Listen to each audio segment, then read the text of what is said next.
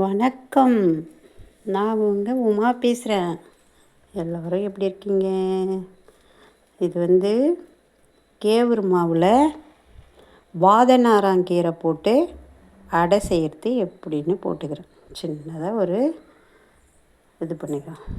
Case ட்ரபுளுக்காக இது ரொம்ப அந்த கீரை ரொம்ப நம்மளுக்கு இருக்கிறதுலே ரொம்ப பெஸ்ட்டு இந்த கீரை தான்.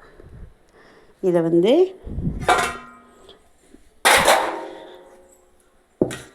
எண்ணெய் கொஞ்சம் ஊற்றி கொஞ்சோண்டு அதில் ஃபஸ்ட்டு சோம்பு கொஞ்சோண்டு போட்டுங்க. அதுக்கடுத்தது சின்ன வெங்காயம்னா ரொம்ப ரொம்ப நல்லது. இது கிடைக்கலனா பரவாயில்ல, பெரிய வெங்காயம் போட்டுங்க. இது சோம்பு போட்டவுடனே வடகம் போட்டுங்க. வடகம் டேஸ்ட்டாக இருக்கும். வடகம் பொரிஞ்சதும் மோர் மிளகா இருக்குது இல்லைங்க, அது ரொம்ப ரொம்ப டேஸ்ட்டாக இருக்கும்.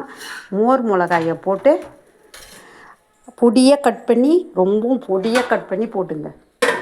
ஏன்னா அதில் உப்பு இருக்கும், அதனால தான் மாவுக்கு அப்புறமேல்பட்ட உப்பு போட்டுக்கலாம்.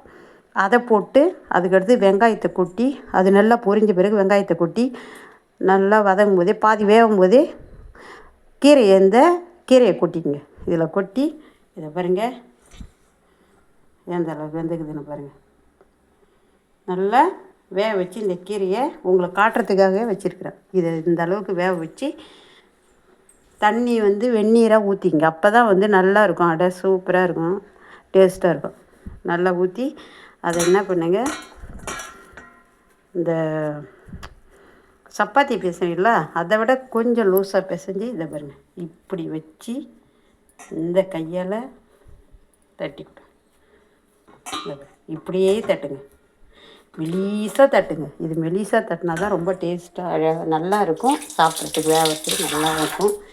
இதை அப்படியே தட்டி துணியில் தட்டி அப்படியே எடுத்து அது அந்த வெந்நீரை ஊற்றிதுன்னா அது கையில் பிடிக்காது, அப்படியே பதினிடும். அந்த எண்ணெயெல்லாம் திரும்ப ஊற்றாதுங்க. இதை பாருங்க, நான் எண்ணெயே ஊற்றலை, அதில் போட்டு வேக வைக்கிறேன்ல அதே தான். அப்படியே என்ன பண்ணோம், இதை மூடா போட்டு மூட வேண்டியது தான்.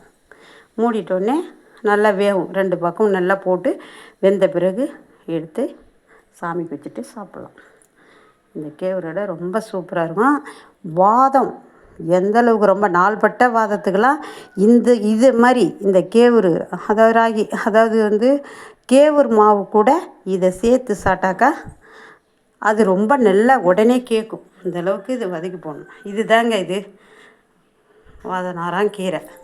ஏன்னா சவுண்டல் மரம்னு ஒன்று இருக்கும், அதை பார்த்துடாதீங்க.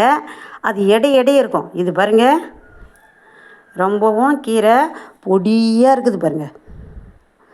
வாதநாராங்கீரை யாராவது கேளுங்க. சவுண்டல் மரம்னு ஒன்று பெருசாக இருக்கும், எடையே இருக்கும். இது அப்படியே நெருங்க இருக்கும். இது தெரியுதுங்க, உங்களுக்கு காட்டுறதுக்காக எடுத்து வச்சுக்கிறேன். இதை வச்சு செஞ்சு சாப்பிடுங்க. அடை சூப்பராக இருக்கும். பாய்.